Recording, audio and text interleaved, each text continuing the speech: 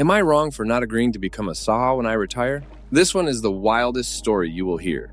Be sure to stick till the end and subscribe for updates. I'm retiring in about 3.5 months, January 2024, and my husband and I disagree on how the division of labor should be once that happens. Since meeting my now husband, I have been very vocal about my plans to retire when I turn 40. I've planned my life around this goal, lived below my means ever since college, and gave up things to meet this goal. We got married in our early 30s, so it's only been 7 years since then. He also saves for retirement. I finally got him to up his amount to 20%, but won't be able to retire until at least 62. He's instead chosen to spend his money on things that make him happy, and I fully support and encourage him in that. Everyone has different goals in life. We are both child-free by choice, so that isn't a factor here. I've said in the past that I'm not going to be doing all of the cooking, cleaning, and finances once I retire, because I don't want to replace one job with another. I currently do all of the cooking, most of the finances, and probably 25% of the cleaning. I think that it's fair, as my husband usually works more hours than I do, and I'm a picky eater, so it just works out the best. He recently made a casual comment about how he's going to start working more overtime once I retire because he'll have less household stuff to do. I asked him what he meant by that, since my retirement doesn't really change anything for him, and that I preferred he didn't work more overtime so that we could spend time together. He said that most husbands with stay-at-home wives don't clean the house. I didn't know what to say because I thought we had already discussed this. So I tried my best to change the subject, but we had an argument about it yesterday at dinner, and he's now giving me the silent treatment. I slept in the guest room last night as he locked our bedroom door and wouldn't let me in. I just don't know how to get through to him. Even though I'll no longer be working, I won't be a stay-at-home wife, by my own definition. To me, a stay-at-home partner is the manager of the home and doesn't bring in much, if any, income. Their job is to take care of the home. I'm not trading one job for another. I'm retiring. I'm still bringing in income. I've just planned my life, so I no longer have to work 9-5 to do so. I have multiple hobbies that I have been super excited about devoting more time to.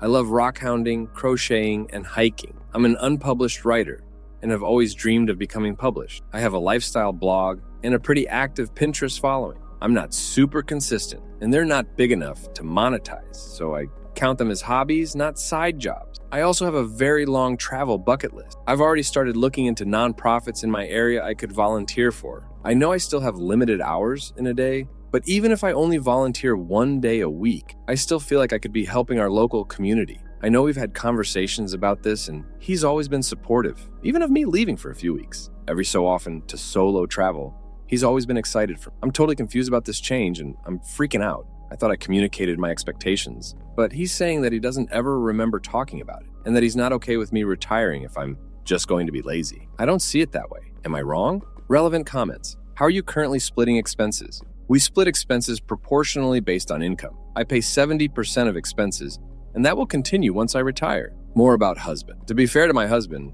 this post is about an argument we're having. I didn't put in my post all the great things about him and all the other things we agree on. I struggle with depression and anxiety, and he's the only partner I've had that has helped my mental health rather than hurt it. He's usually very understanding, kind, and reassuring. The things that make me good at money management make me bad at enjoying life. I'm very serious and can be a realist, despite my fantasy world building LOL. But he's an outgoing, fun guy who has taught me to live in the moment and relax. The reason I thought to post here is because this argument is not normal for us, and his attitude and behavior caught me off guard. He does pull his weight. All the jobs he does are the ones I'm literally physically unable to do, or ones that I hate, and he doesn't mind. So I very much enjoy our arrangement. Locking you out was not okay. I will definitely address what happened last night. Locking me out is one of main things about what happened that concerned me enough to ask for outside opinions. But from reading the comments, I think I may have been too quick to shut him down, instead of coming up with a compromise or figuring out why he was changing his mind on the topic. When is the last time you brought this retiring early up with him?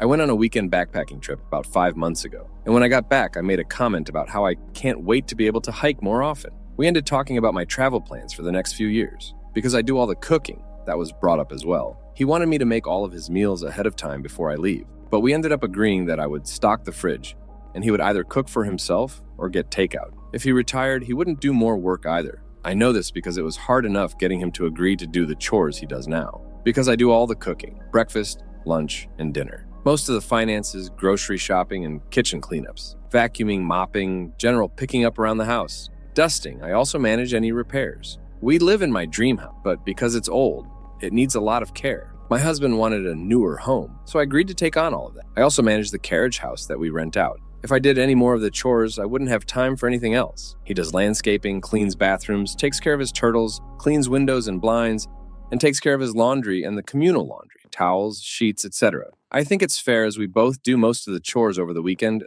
obviously except daily chores, and we both have free time. It feels like you two are living separate lives at this point, at least as far as finances go. Well, other than joint expenses, we keep our finances separate. When we first started dating, he had about $100K in debt. I helped him get a plan in place to pay it off and paid about $20K of it myself. I own multiple rental properties that I bought in my 20s that aren't marital assets. Most of the stuff I gave up was in my 20s, before we met, because I made less money. I never went out and lived on $35K/wire, even though I was making $70K pre-tax. Now I make enough to save half my income, but still have around $100K left for expenses. I pay 70% of the bill, but I've given up trying to get my husband to think more seriously about retirement. I love him and we agree on everything except finances. Never really been a problem until now. Why don't you want him to work overtime when it would allow for him to save more? If he wants to focus more on retirement, I would be more inclined to do more of the housework, have him work overtime, but I would want him to agree to putting that money into retirement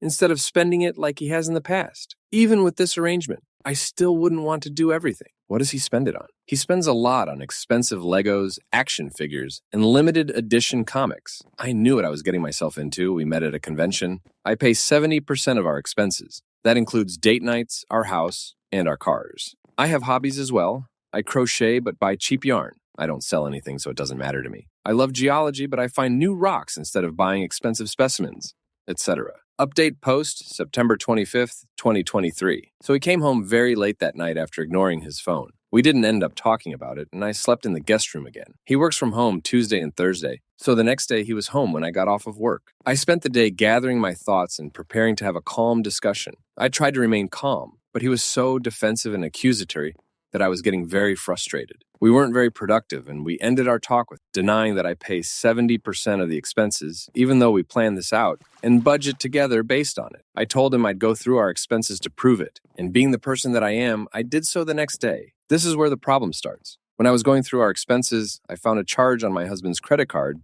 from 2 weeks ago that I did not recognize. It was not an insignificant amount, so I originally looked into it just to see if it was a household or personal expense to use in my calculation. It turned out to be a bill paid to a law office for very obvious reason. I wanted to know more information on why he was being billed by a law office. I looked up the office and it was a divorce attorney specializing in property division. I logged into his email. I have proof that he has given me permission to access his email at any time to go over expenses and expenses-related issues, and found his conversations with said lawyer. He was trying to find a way to overturn our prenup, so he gets half instead of what is agreed upon in our prenup, and wanted to try and get alimony as well. I had no idea he wasn't happy until we started arguing on Saturday. That morning, he woke me up with breakfast in bed, a total surprise since it wasn't a special day, and he almost never cooks. 2 weeks ago, we had a Star Wars movie marathon and ran around the house in the lightsaber battle. Last month, he communicated that he felt like we weren't spending as much time together as we normally do.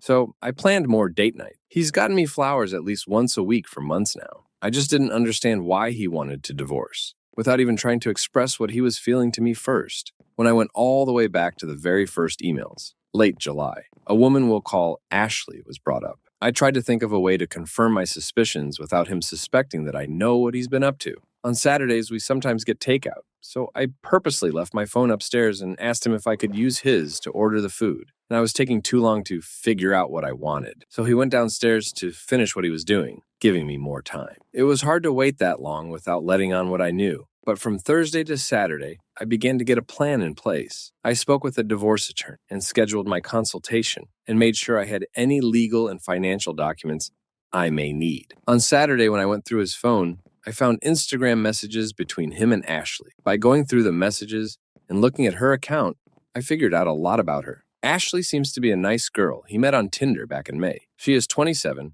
and married to her high school sweetheart, who can't bring in enough income for her to be a stay-at-home wife. Considering my husband works in tech, and by looking at the messages, lied about how much he makes, he is obviously the better option. He's lied to her about wanting to have kids and has told her that it's the reason he is unhappy in our marriage. I don't know what he's thinking she's going to do when she finds out he had a vasectomy. Ashley is apparently willing to be a proper woman and do wifely duties. These are her words, not my husband. From cross-checking dates, when he's supposed to be hanging out with friends or at a work thing, he's actually with her. She has a weird work schedule, so she sometimes comes over to our house on the days he works from home, and I'm in the office. She is convinced that after they both go through their respective divorces, that they'll live in the house together, get married, and have kids. He has just gone along with everything she says. He's told her that I'm lazy and hardly make any money, and that I wanted to quit my job and not do any work, which is why he's finally gotten the courage to leave me. He said that he's taking extra care in the divorce because he doesn't want to leave me with nothing. He also told her I changed my mind about having kids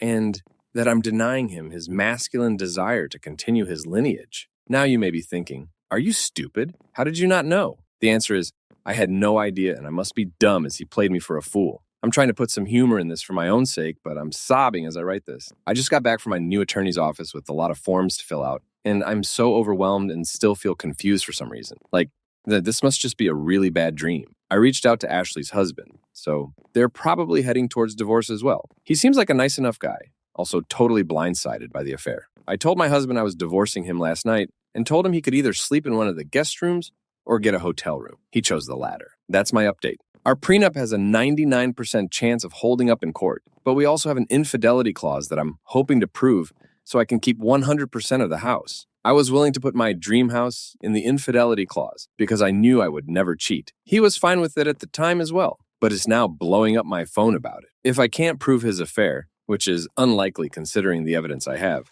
I would have to pay him about 25% of our equity in the house, which is enough for a down payment on another house. So he wants me to not bring his affair into our divorce, which is weird to me since he had no qualms with bringing the affair into our marriage. Relevant comments. Did he text you asking you not to bring up the affair in the divorce? Because that's evidence. Yeah, I never said he was the smartest. In the text, he's saying to not bring up Ashley, doesn't mention an affair, and that she shouldn't be involved in our divorce, that we should keep things to ourselves, etc. But I sent myself screenshots of the messages from his phone that prove infidelity about his lineage line. The funny thing is that he just made it up. He got a vasectomy before we even met and is even more staunchly no kids than I am about Ashley. I'm pretty sure she'll find out the lies from her husband since I told him everything. I'm now hoping her husband will get a big promotion suddenly or something where he's finally making enough money. But now they're divorced and she is stuck with my husband or left finding someone else. Has he been watching Andrew Tate at all? I don't think so. I think he's been trying to emulate a very masculine, well-off, traditional man in how he presents himself to Ashley. From the outside, I could see him doing a good job at that. He's a Lego, Star Wars, Marvel nerd who also happens to be tall and still has all his hair. He's always been confident in himself and what he likes, and everything he's said that sounds ridiculous like that, I know to be false. And I highly doubt he believes it himself. I wonder how long he's been doing this. I know that they met on Tinder in May, but I don't know if he's ever done anything like this before. Since it's very likely I'll be able to prove infidelity in court, I don't necessarily need to know if he's had other affairs, but I hope he'll tell me the truth if I ask. Maybe he will ask him after the divorce is settled, so it wouldn't hurt him at all. Ask her husband to send you evidence too. Yes, I've sent him all the screenshots I sent myself from my husband's phone. Ashley also isn't staying with him, and he's trying to get her to tell him the name of the hotel she's staying at to see if it might be the one my husband's at. Neither one of us share locations with, so that's probably why it took so long to find out about the affair. How Upi saved money if she comes from wealth? I started saving in high school, so yes, I lived at home during that time. I lived on campus my first 2 years of college and rented with friends the last 2. I paid for my education with my scholarships, savings, and income. I will admit I had an eating disorder during that time, so my grocery bill was very low. I do not recommend that. I was still on my parents' insurance as well, so I didn't have to pay for my medical expenses. I also had help in regards to my high school education. I graduated from one of the best districts in my state and had a lot of school resources available to me. During college, I worked over 40 hours a week, went to school full-time, and during the summer when I took a lesser course load, I got paid internships. The commenter above says they're 25, and when I was 25, I only had 1 property, not 3, so I'm not sure where you pulled that from. I agree that the current economic system doesn't work and is not equitable, but I'm just one person trying to make things work, just like anyone else. I've never tried to hide anything or lie. I had help in regards to my circumstance, but my siblings had the same, and we all ended up at different parts of the socioeconomic spectrum. And I find it strange that you can't seem to wrap your head around the fact that I did indeed work hard to be where I am now. Mini update in comments. September the 28th, 2023, 3 days later. I guess a mini update to what I replied to you about earlier, but It turns out Ashley is staying at the same hotel as my husband. Go figure lol. Update post 3, March 20th, 2024. Almost 5 months from last post, 6 months from OG post. Hi everyone, a lot of people have asked for an update, and I'm officially divorced, so here it is. I'm doing well and have been focusing on myself a lot. I plan to start dating eventually, but I don't feel quite ready yet. Hopefully everything stays fine and dandy. And this is the last you'll have to hear from me. I didn't want this to be too long, so I figured you guys could just ask me anything else you want to know. Fake names to make things easier. My ex, Derek. Ex's affair partner, Ashley. Affair partners, ex, Jake. Going back to the earliest piece of drama, most of what I'm recounting is from the perspective of Jake, as I was not directly involved in this story. I blocked Derek and communicated through my lawyer. Nothing crazy happened when he had to come to the house. In October, Derek had a meeting with his lawyer. We're guessing his lawyer had some bad news for him, or maybe finally told him that he was screwed. Whatever it was, it caused him to have a mental breakdown, where he basically confessed everything to Ashley and told her that he was going to lose everything. It took her another day to show up at Jake's house, apologizing and wanting to make things work. He didn't take her up on that, and at this point, they are also divorced. She claimed that Derek manipulated her, but they are now back together, so I guess she hasn't had enough yet. I don't know if she knows about the vasectomy, as I haven't had contact with her. Jake hasn't told her, and she didn't say anything about that to Jake when she ran back to him. She could know, but I don't know one way or another. That's her problem, and by that, I mean the whole man. Derek cried in court multiple times and screamed at his lawyer once. He genuinely didn't look okay, and I do hope he figures things out for himself. Our prenup held up, and nothing was deemed unconscionable. I came out with the house, my car, and all of my separate property. I had to pay him a small lump sum alimony payment. Stupid things he tried to argue he should get at least half of because they weren't in our prenup. My rock collection, aka my baby. He knew this would hurt me the most. He didn't get any of it, my fine china sets. They were painted by my great-grandmother and given to me by my grandma. I don't know why he thought the judge would side with it. My car. I literally paid for both of our cars. And he tried to get half the value of mine and keep his. Make it make sense. Multiple vintage furniture pieces that I flipped myself, and he had no interest in until now. He got a few of them, plus a bunch of other stuff, so a furniture run is in order. Some other fun details. I had a divorce and retirement party at my house after everything was finalized. All mutual friends stopped being friends with him after I told them what happened. He still has other friends, and they don't seem to care about the situation, so who knows what he told them. His mom and I are still friends. She came to the party. I'm relieved that the divorce process has come to an end, and I can now look forward to a fresh start. I want to express my gratitude for the support and understanding you've all shown me during this challenging time. If anyone has any further questions, I'd be happy to answer them. Relevant comments. The next chapter, thank you. I'm currently planning a solo trip, and I'm going to Machu Picchu with my dad in October. We kept putting it off, but we finally nailed down plan. He just wanted to drag things out for you, the dick. Thank you. And yes, things could have been over faster, but he kept contesting things. Security. Yes, I have a security system in place. I switched some things up recently so he doesn't know where all the cameras are. Finally got one of those Ring video doorbells. On dating. Thank you. I totally don't want to rush into dating. I'm still getting myself together, LOL. I'm hoping it will come naturally. I have enough hobbies where I feel like I should have no trouble meeting new people. I'm excited to see where life takes me. A few of the top comment exchanges. Commenter. As a rock hound, I'm just livid that he would try to go for your rocks and the china painted by your great-grandmother. Reading that his mom came to your divorce celebration party lifted my spirits again, though. OP. I think my ancestors were rolling in their graves. Same with some of my jewelry. Like I either bought it myself, it was gifted to me, or I inherited it. He seemed shocked he couldn't get any of it besides my engagement ring and wedding band. I didn't want it anymore, so I just let him have it to shut him up. Commenter. His mom and I are still friends. She came to the party. This sentence has everything. Victory, a semicolon, and a douche. Getting what he deserves. 10/10 with Schadenfreude again. OP. I love semicolons. I've been trying to use them more often.